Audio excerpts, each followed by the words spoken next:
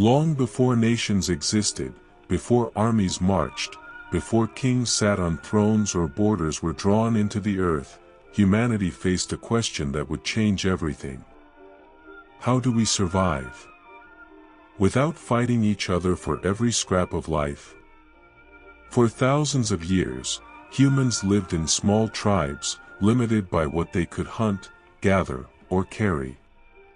But then something remarkable happened, a shift so quiet, so subtle, so unexpected that it would become the foundation of every civilization that followed. We traded. A piece of stone for a tool. Grain for protection. Labor for shelter. A gesture of trust exchanged between two people who needed each other more than they feared each other. That moment, the first act of trade, was the spark that separated humans from all other species. It rewired the brain.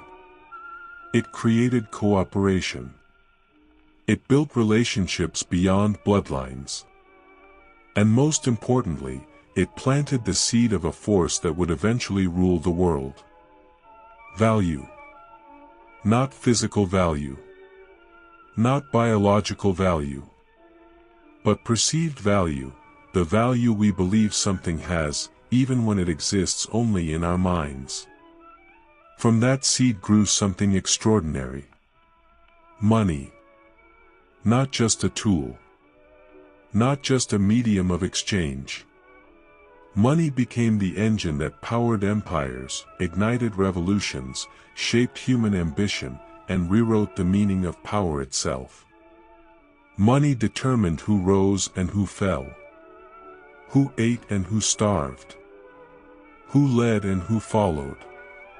It built cities, toppled kingdoms, and dictated the fate of millions who would never understand the system controlling their lives. But here is the truth hidden behind every coin, every bill, every digital transaction. Money is not real.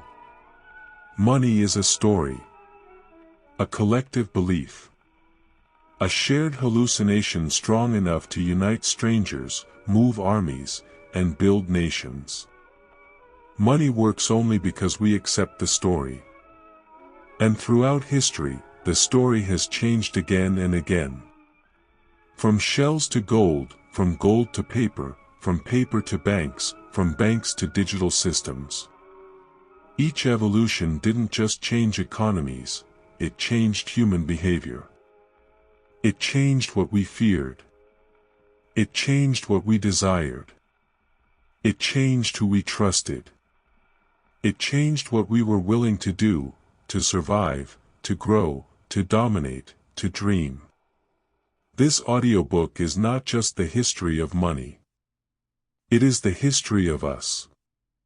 The history of how belief became power. How power became systems.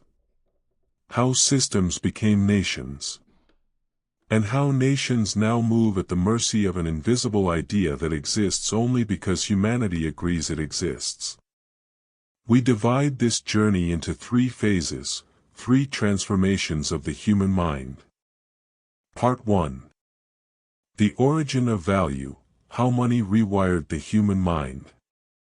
When the discovery of trade forced humans to think beyond survival. To imagine, to negotiate, to trust, and to create systems bigger than themselves. Part 2. The architects of wealth, how money built civilization and empire. When currency became the backbone of armies, empires, religions, and rulers. Reshaping ambition, labor, control, and global power forever. Part 3. The future of trust, how modern money redefines human potential. When money left the physical world and entered the digital one. Changing identity, freedom, inequality, hope, and the future of human belief. This is the story of how something invisible shaped the visible world. How a simple idea became the foundation of everything you see around you. And how understanding this idea gives you power, not just financial power, but psychological freedom. Because once you understand the true nature of money, you stop being controlled by it. You begin to rise above it. You begin to navigate the world with clarity. You begin to live with intention instead of fear. This is not just a history lesson. This is a map of human evolution. A guide to understanding the forces that built our world. And the forces that continue to shape your decisions every single day.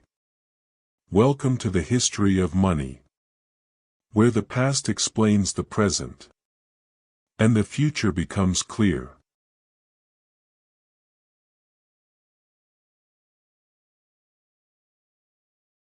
The first transaction, when survival turned into strategy. For most of human existence, survival was simple and brutal. You hunted, you gathered, you protected your own. What you had in your hands was all you owned. What you could carry was all you possessed. Life moved at the pace of hunger, fear, and seasons. In that world, there was no concept of wealth. No savings. No future planning. No accumulation beyond the immediate need. And then, something extraordinary happened. At some point in history, not on a specific date, not in a single place, humans made a decision that changed the direction of civilization forever. They chose cooperation over conflict. Exchange over violence. Strategy over instinct. They traded. This was not a small moment. It was not an economic moment. It was a psychological revolution. Because the first transaction did not involve money. It involved trust. When one human gave another a tool, food, or service in exchange for something else, they were doing something radically new. They were betting on the future. They were saying, I will give you something valuable now, because I believe you will honor this exchange. That belief, fragile, risky, uncertain, was the foundation of everything that followed. Trade forced humans to think beyond the present moment. It required memory, expectation, reputation. It required people to remember who was fair and who was not, who could be trusted and who could not. In that moment, the human mind evolved. Survival was no longer only about strength or speed. It became about strategy. The best hunter was no longer the strongest, but the one who could exchange surplus meat for tools, allies, protection, or future favors. Value was no longer physical alone. It became social, relational, psychological. This was the birth of economic thinking. As trade expanded, humans began to specialize. One person focused on tools. Another on farming. Another on protection. Another on craftsmanship. Specialization increased efficiency, but it also created dependence. No one could survive alone anymore. And dependence created a new problem. How do you fairly exchange different kinds of value? How many tools equal one sack of grain? How much labor equals protection? How do you measure effort, time, skill? The moment humans asked these questions, they crossed a line. They moved from instinct to abstraction. They began to measure value. At first, value was informal, negotiated, contextual. But as communities grew larger, informal agreements were no longer enough. Disputes arose. Inequality emerged. Some people accumulated more than others. Some controlled resources. Some controlled access. And slowly, without anyone planning it, the idea of symbolic value was born. Objects began to represent something more than their practical use. Shells, beads, stones, metals, these items mattered not because they were useful, but because people agreed they mattered. This was the moment when value separated from survival. And once value became symbolic, it became powerful. Because symbols can travel. Symbols can be stored. Symbols can be controlled. This is where money's true nature begins to reveal itself. Money did not emerge to make life fair. It emerged to make life manageable at scale. As groups grew into tribes, tribes into cities, and cities into early states, trust could no longer rely on personal relationships alone. You could not know everyone. You could not remember every debt. You could not negotiate every exchange. Money became a shortcut for trust. Instead of knowing the person, you trusted the symbol. Instead of remembering the agreement, you trusted the object. Instead of relying on memory, you relied on belief. This shift changed human psychology forever. People began to trust systems more than people. Objects more than relationships. Promises more than faces. And once that happened, power shifted. Those who controlled symbols of value gained influence over those who needed them. Those who issued value gained authority. Those who regulated exchange gained control. Money was no longer just a tool of cooperation. It became a tool of structure. And structure became hierarchy. This is why money and power have always been inseparable. From the earliest days of trade, money was not just about exchange. It was about who decides what counts as valuable. The first transaction changed how humans thought. The next chapters will show how that change reshaped societies, empires, and the modern world. Because once humans learned to believe in value, they would go on to believe in kings, borders, banks, nations. And eventually, numbers on screens. This chapter marks the beginning of that journey. From survival to strategy to the systems that now rule our lives. The invention of worth, how objects became power. Once humans learned to trade, a deeper problem quietly emerged. Trade required comparison. Comparison required agreement. Agreement required belief. When two people exchanged goods, the exchange only worked if both believed the trade was fair. But fairness is not objective. It is emotional. It is psychological. It is shaped by scarcity, desire, fear, and status. This is where the idea of worth was born. At first, worth was tied to usefulness. Food fed you. Tools protected you. Shelter kept you alive. But usefulness alone could not support growing communities. As trade networks expanded, humans needed something more stable than changing needs and seasonal scarcity. They needed a symbol that could carry value across time and distance. And so, objects began to matter not for what they were, but for what they represented. Shells became valuable not because they were rare everywhere, but because people agreed they were difficult to obtain. Beads mattered not because they were useful, but because they were recognized. Metals mattered not only because they were strong, but because they endured. This shift changed everything.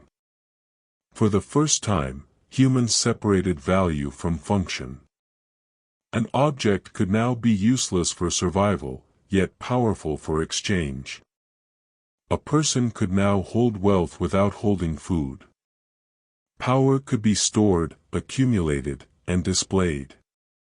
This was a psychological breakthrough, and a dangerous one. Because once value became symbolic, it became transferable power. Those who possessed valued objects could influence others. They could command labor. They could secure protection. They could elevate their social position without physical dominance. Status was no longer earned only through strength or skill. It could be acquired. This marked the birth of inequality. Not because humans became greedy, but because symbolic value allowed accumulation.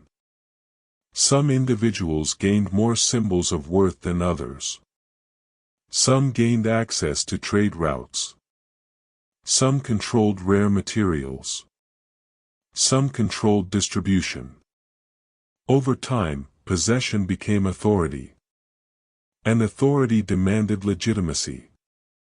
To justify who had more and why, societies began attaching stories to value.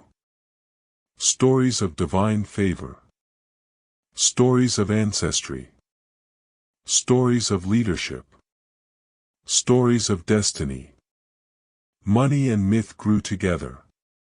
Symbols of value were no longer neutral. They were political. Rulers realized that controlling what counted as valuable meant controlling behavior. If you control the symbol, you control the system. This is why early temples, rulers, and institutions often controlled currency. They didn't just collect value. They defined it. By declaring which objects were acceptable for trade, leaders shaped economies. By regulating symbols of worth, they shaped obedience. By concentrating value, they concentrated power. This is also when identity became tied to wealth. What you owned began to signal who you were. Your position in society became visible through symbols. Value became social language. Humans began comparing themselves. Measuring success. Measuring failure. Worth was no longer only external. It became internal. This psychological shift echoes even today. When humans invented worth, they also invented insecurity. Comparison. Status anxiety. Fear of loss. Because once value exists beyond survival, it can be taken away. And when worth can be taken away, fear follows. Money did not create fear. It organized it. From this moment onward, humans would chase value not just to live, but to belong. To matter. To feel secure. This chapter reveals a truth that still defines modern life. Money is powerful not because of what it buys, but because of what it means.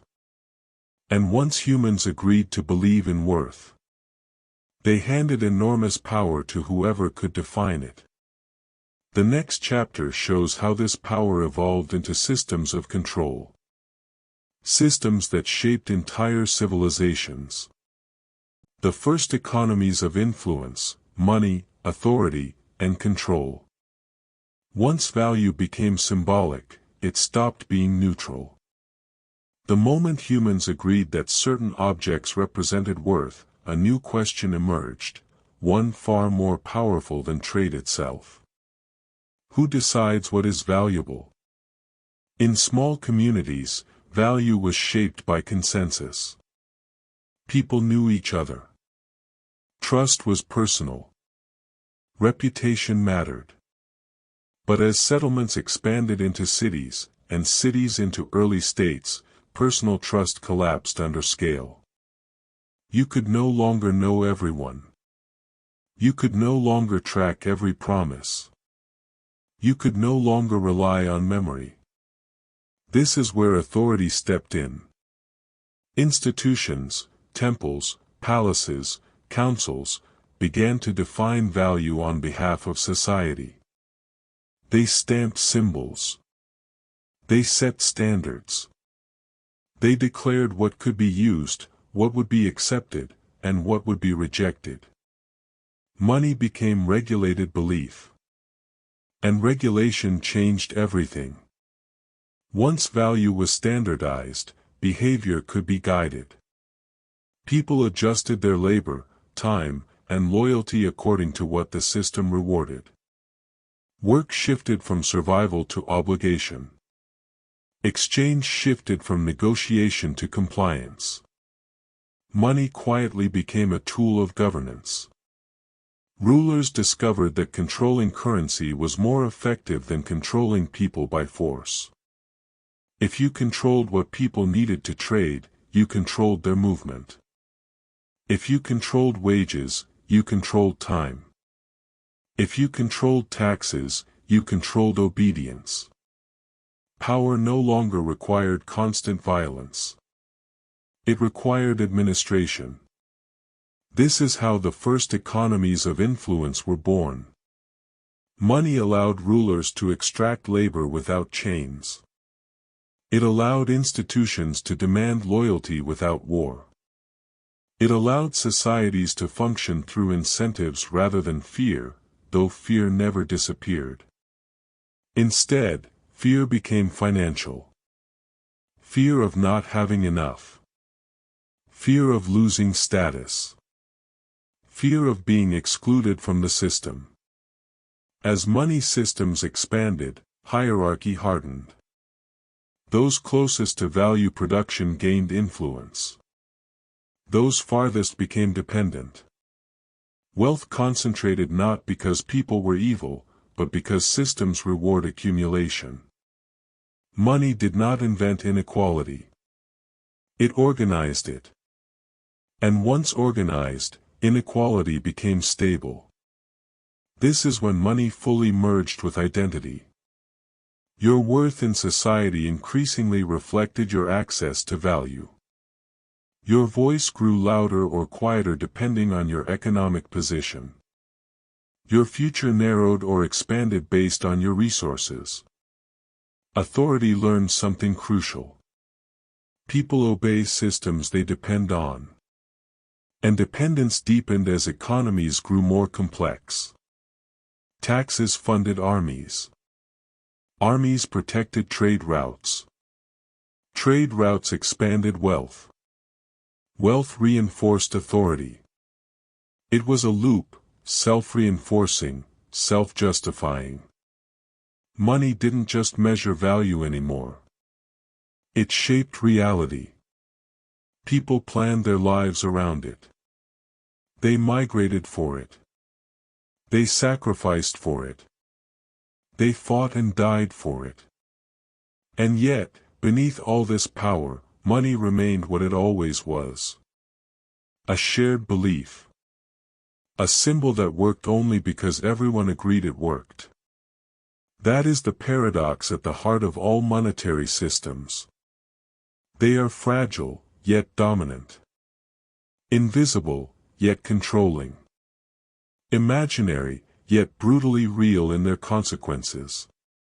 The earliest economies of influence taught humanity a lesson it has never forgotten. Whoever controls value controls behavior. Whoever controls behavior controls society. This chapter completes the first transformation of the human mind. From survival to symbolic worth to structured control. What began as cooperation has now become power. In the next part, this power expands beyond communities and cities, into empires, conquest, and global systems that reshape the world itself.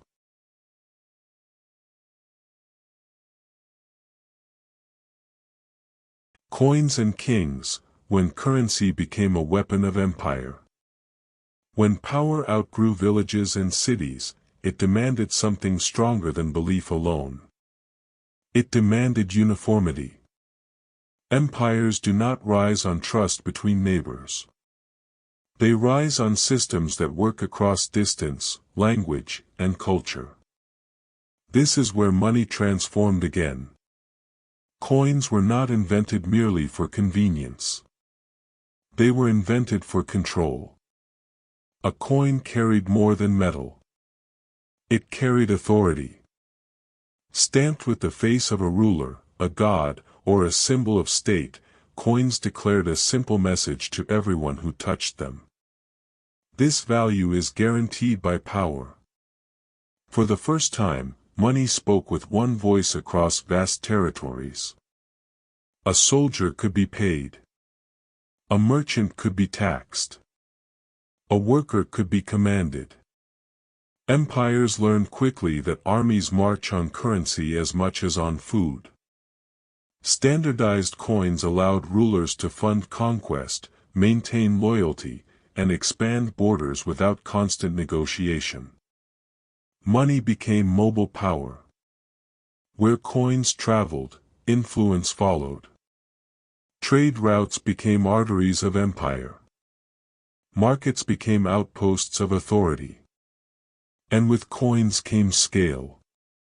A ruler no longer needed to personally oversee exchange. Value moved automatically through the system. People obeyed not because they feared the king, but because they depended on the currency. This is how money turned administration into domination. But coins also did something more subtle. They changed how people understood value itself. Metal money felt permanent. Heavy. Durable. It gave the illusion that value was solid and unchanging. Yet even metal had no worth without belief. When rulers debased coins, mixing precious metals with cheaper ones, they discovered a dangerous truth. Value could be manipulated. Trust could be stretched. Confidence could be exploited. Inflation was born not in modern economies, but in ancient empires. When people realized their coins no longer held the same value, unrest followed. Markets faltered. Empires weakened. Money revealed its true nature again. It was only as strong as belief allowed. Still, the damage was done. Coins had fused money with power permanently. Kings ruled not only through armies, but through economies. Taxes replaced tribute. Wages replaced favors. Human labor became a unit to be purchased, moved, and controlled. This is when money reshaped ambition. Success was no longer about honor alone. It became about accumulation. Expansion. Influence. Empires rose by mastering money. Empires fell by abusing it. History shows this pattern again and again. Whenever rulers respected the balance between belief and value, stability followed. Whenever they exploited trust, collapse came swiftly. Coins and kings taught humanity a lesson it still struggles to remember. Money is power only while people believe in it. When belief breaks, power collapses. This chapter marks the moment money became a weapon. Not through violence, but through obedience. In the next chapter, that weapon becomes even more dangerous. Because it sheds its physical form entirely. Paper promises, the psychology behind believing in the invisible. When money shed its weight, it gained something far more powerful than metal. It gained imagination. Paper money did not succeed because it was durable. It succeeded because humans were ready to believe in something they could not touch. This was not a financial revolution. It was a psychological one. A coin feels valuable because it has substance. Paper feels valuable only because a system says it is. That difference changed everything. For the first time in history, money became purely symbolic. A promise written down. A claim on value rather than value itself. Paper money asked humans to do something radical. Trust authority over instinct. You could no longer weigh money. You could no longer test its purity. You could only accept the story behind it. And humanity did. Why? Because paper money solved a growing fear. As economies expanded, carrying metal became dangerous, heavy, and inefficient. Trade needed speed. Empires needed scale. Markets needed flow. Paper delivered all three. But paper money only worked if people believed two things at once. That others would accept it tomorrow. And that authority would protect its value. This is where trust became centralized. Trust moved away from individuals and into institutions. Banks, treasuries, governments, these entities became the guardians of belief. Money no longer represented labor or goods directly. It represented confidence. And confidence is fragile. Paper money revealed a deep truth about human behavior. People fear uncertainty more than abstraction.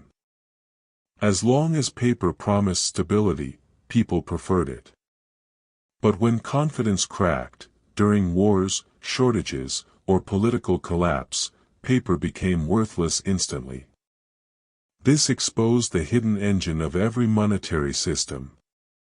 Psychology. Money works not because it exists, but because people expect others to accept it. This expectation creates momentum. Momentum creates normalcy. Normalcy creates obedience. Paper money taught humans to live inside systems of expectation. You worked for future payment. You saved for imagined security. You trusted that tomorrow would resemble today. This shifted human thinking toward the future more than ever before. Hope and anxiety became financial emotions. People began planning lives around income streams, not immediate survival. Debt expanded because belief expanded. Opportunity grew because imagination grew. But so did vulnerability.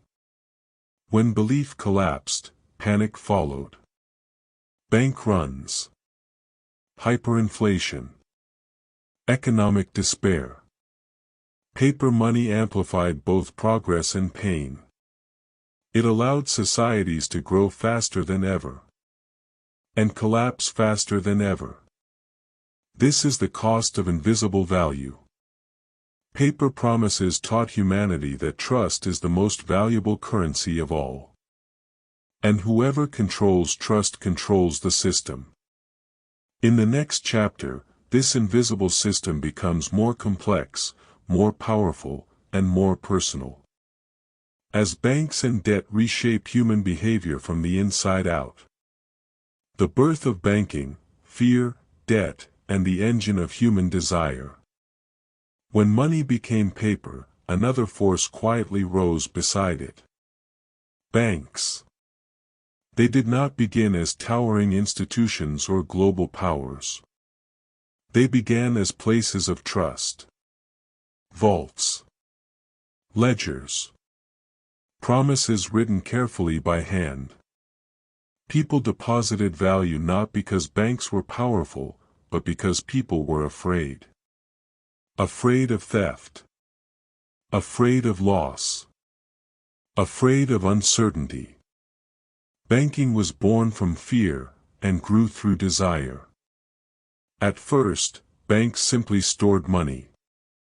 But soon, they discovered something extraordinary. Most people never withdrew all their money at once.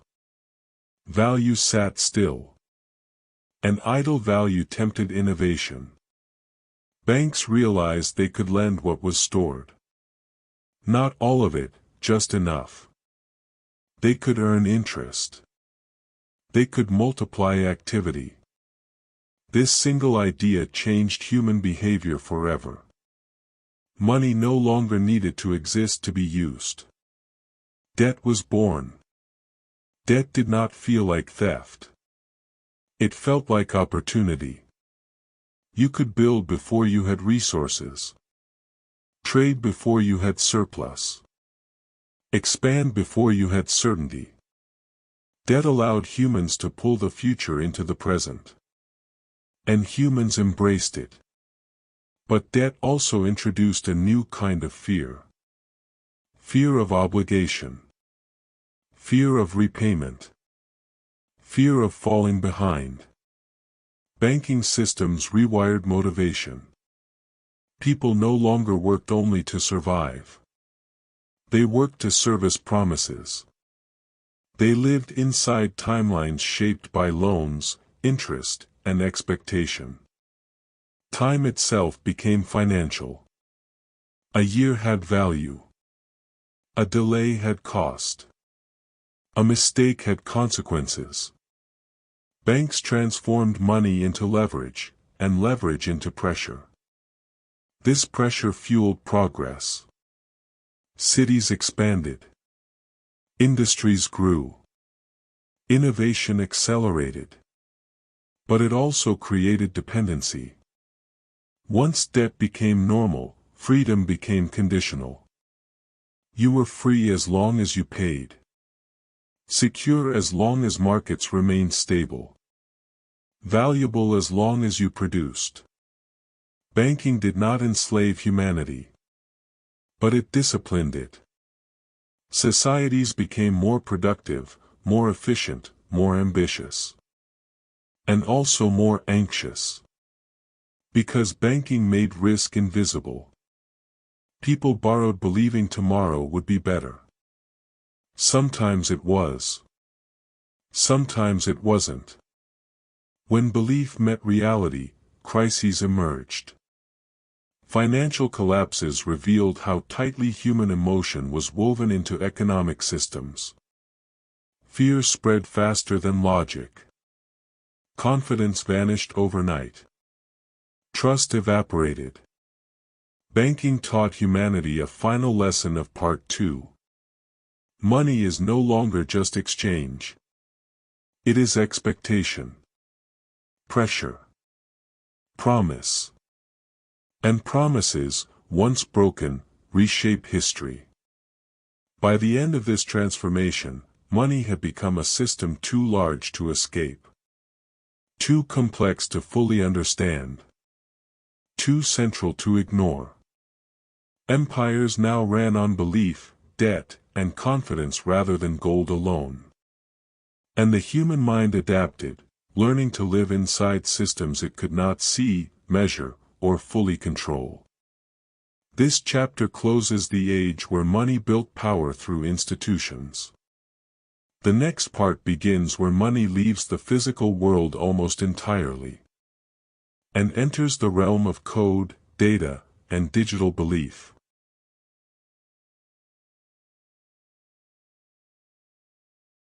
The credit mindset, how money learned to predict human behavior.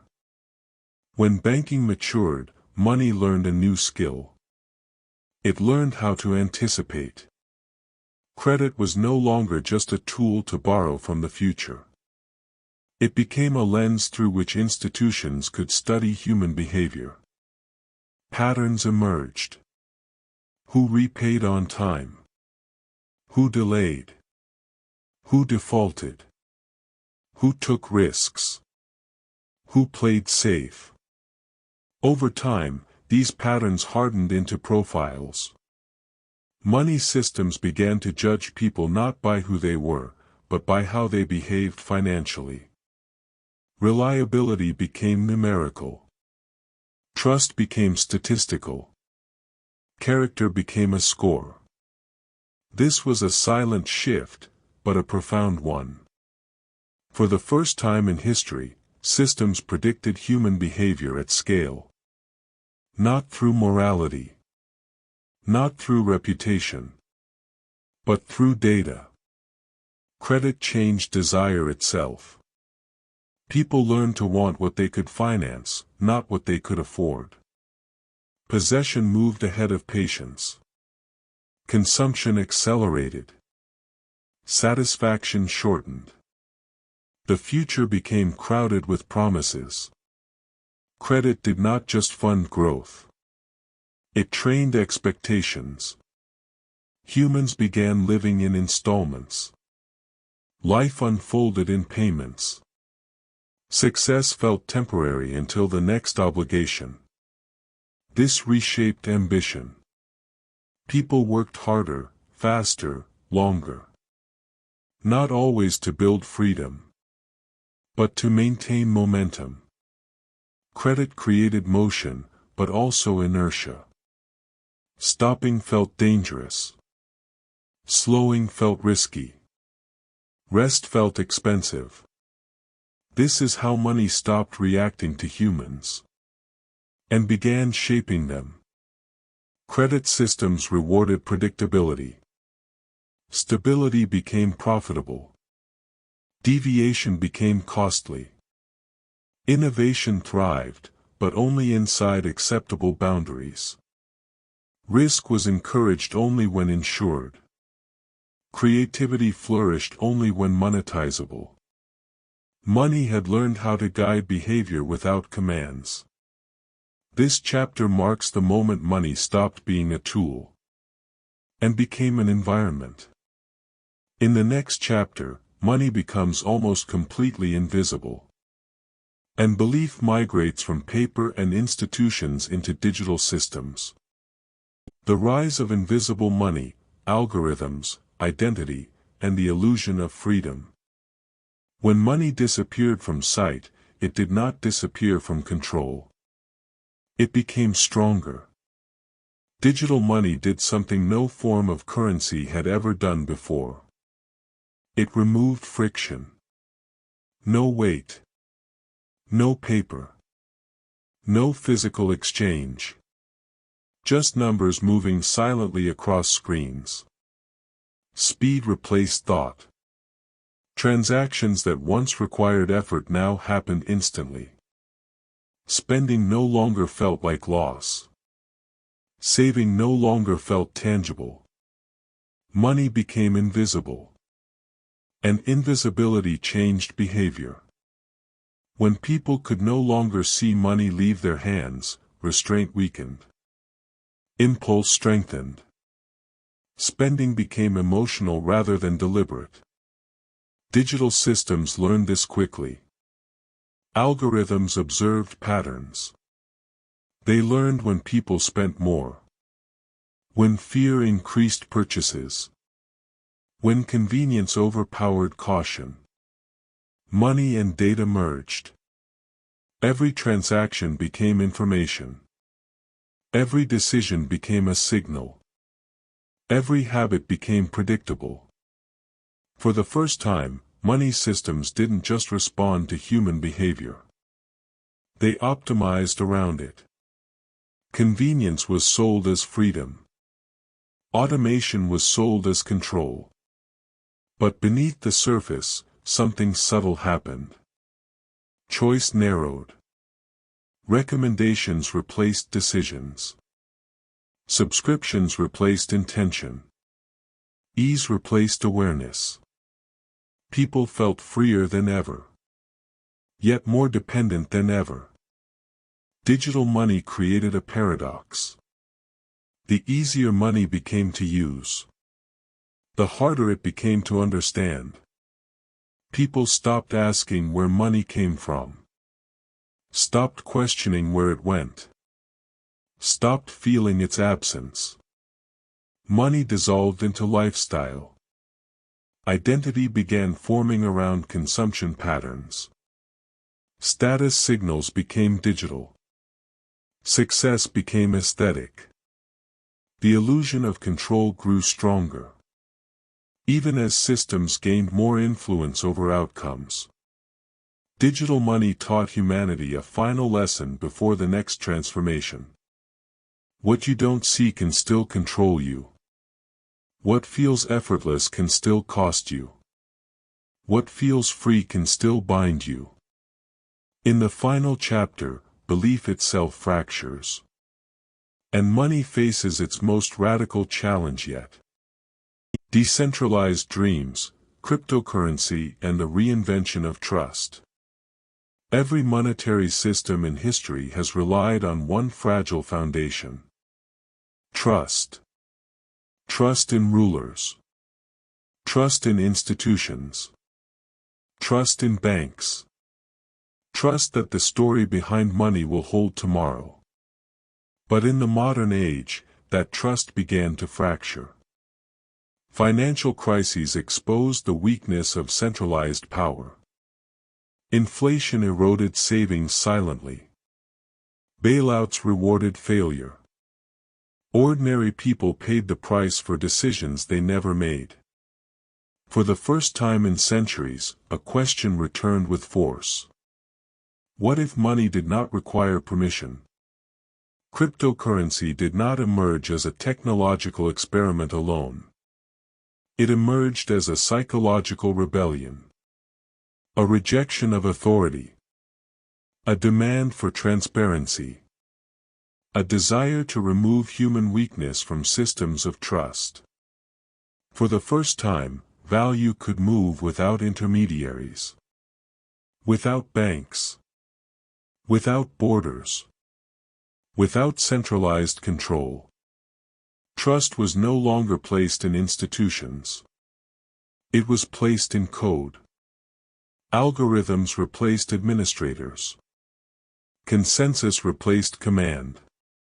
Verification replaced belief. This was radical. Money no longer needed a face. No ruler. No stamp. No promise backed by power. Only math. Only agreement. Only participation. But decentralization introduced a new responsibility. Freedom returned. And so did risk. Without authority, accountability shifted to the individual. Mistakes became irreversible. Security became personal. Knowledge became power. Crypto revealed a truth humanity had forgotten. Systems cannot save people who do not understand them. Speculation surged. Fortunes were made and lost overnight. Fear and greed returned in new forms. Yet beneath the chaos, something profound remained. For the first time in history, money existed without a single center of control. This did not end inequality. It did not eliminate fear. It did not solve human weakness. But it proved something powerful. Money has always been about belief. And belief can evolve. Cryptocurrency is not the end of money. It is a mirror. A reflection of humanity's desire for autonomy. For fairness. For systems that do not depend on blind trust. Whether crypto succeeds or fails is not the point. The point is what it revealed. Money is not fixed. Not eternal. Not unquestionable. It is shaped by what humans fear, value, and demand. And that means the future of money is still being written.